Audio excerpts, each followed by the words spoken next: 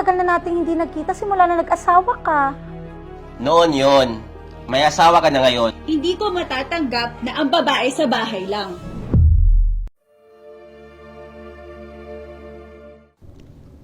Hello? Hello, Besh! Kamusta ka na? I miss you. Oh, Joanne, I miss you too.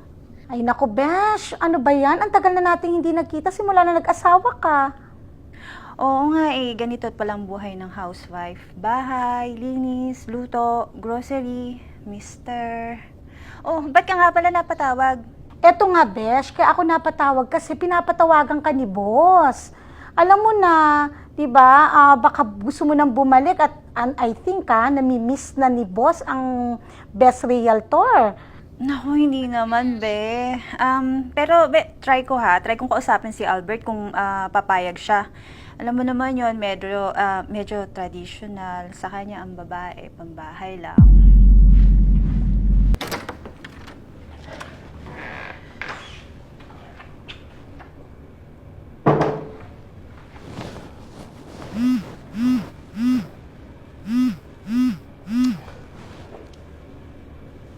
Hello boss, good evening. Bert, nasa office ka ba? Wala na boss, kakauwi ko lang sa bahay. Yung design na sinubmit mo kanina, kailangang i-revise. Nag-reply ako sa email mo Check mo doon. Pwede bang bukas na ng umaga boss? I need it urgently. Sige boss, gagawin ko mamaya.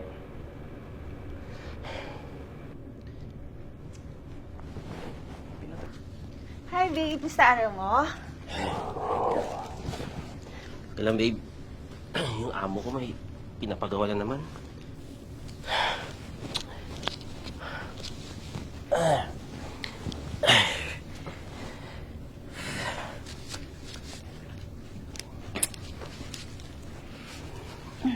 Babe, gusto araw mo?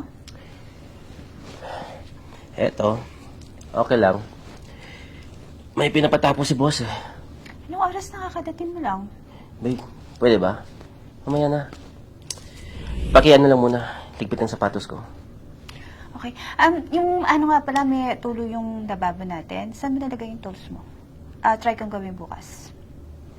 Babe, babae ka. Ako nang gagawa. Maglaba ka nilang magluto. Yun yung gawin mo. Sige. Si Joanne nga pala tumawag sa akin. Nagkausap kami about, tinatanong niya kung pwede daw akong bumalik lang, sabi ng boss ko. Babe, pwede ba? Mamaya na may ginagawa ko. Sige.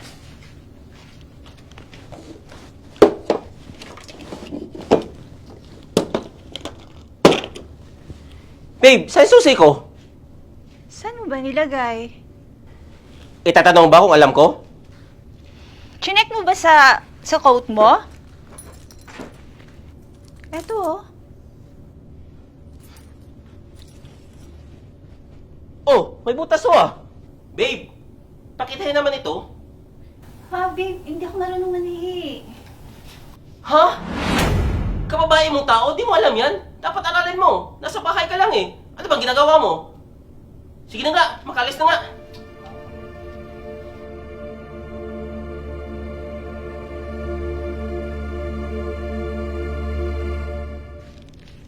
Babe, busy ka pa? Pwede ba kita makausap? Tungkol saan? Babe, natatandaan mong sinabi ko sa'yo nakaraan? Si Joanne kasi tinawagan ako. Sabi daw ng dati kong boss kung pwede akong bumalik sa dati namin company. Ano sabi mo?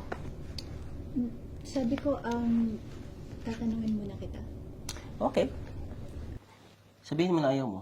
Hindi pwede. Babe, ayaw mo nun? Madodoble yung income natin kung magtatrabaho ko ulit? Di ba sabi ko hindi pwede, di ba? Huwag mo kulit. Babe, kung sasabihin ko ba sa'yo gusto ko magtrabaho ulit, papayag ka? Ba't bang kulit mo? Sabi ko hindi, di ba? Kaya nga, nagtatrabaho ako, tinitiis ko yung abusadong boss ko para maiwan ka dito sa bahay. Para dito ka lang. Maglaba, magluto, maglinis, alagaan ako. Babe, hindi naman tama yan. Alam mo, bago tayo magkakilala, career ang focus ko at magaling ako dyan. Noon yon. May asawa ka na ngayon, dapat focus ka sa pamilya mo. Dito ka lang sa bahay. Teka, mali yan eh. Hindi ko matatanggap na ang babae sa bahay lang. Marami kaming kayang gawin kung bibigyan nyo kami ng pagkakataon. Tingnan mo. Ang bilis nag-iba ng mood mo. Dahil yan, babae ka. Wala kang desisyon. Wala kang desisyon sa sarili mo.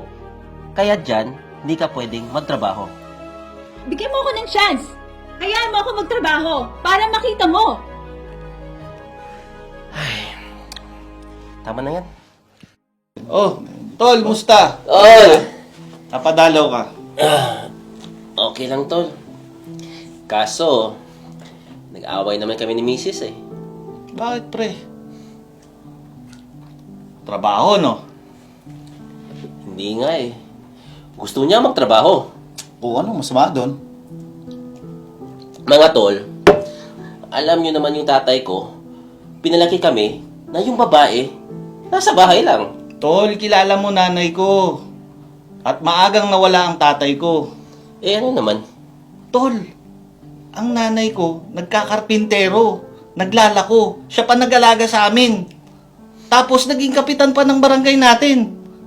Masyado mo namang minamaliit yata ang kakayanan ng mga babae.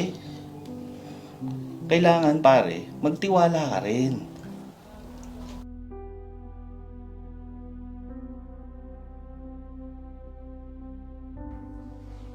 Babe, Ano? Napagluto na kita, sir.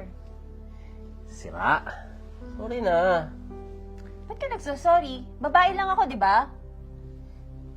Tama na. Sorry na. Sige na. Anong sige na? Sige na. Payag na Ang ko. alin? Ang alin? Payag na kung bumalik ka sa trabaho. Talaga, babe? Oo. Kaya ko lang naman gusto magtrabaho kasi ramdam ko, feel ko yung tension mo sa trabaho. Okay. Promise, magiging bagaan buhay natin.